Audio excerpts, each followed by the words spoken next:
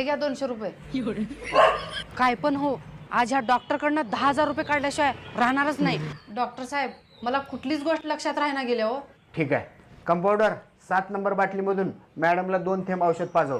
खबरदार, मला काल सारखं पेट्रोल पाजवलं तर. अभिनंदन मॅडम, तुम्हाला डॉक्टर सगळ्या काय गोष्टी म्हणतात आठवल्या. काढा 200 रुपये.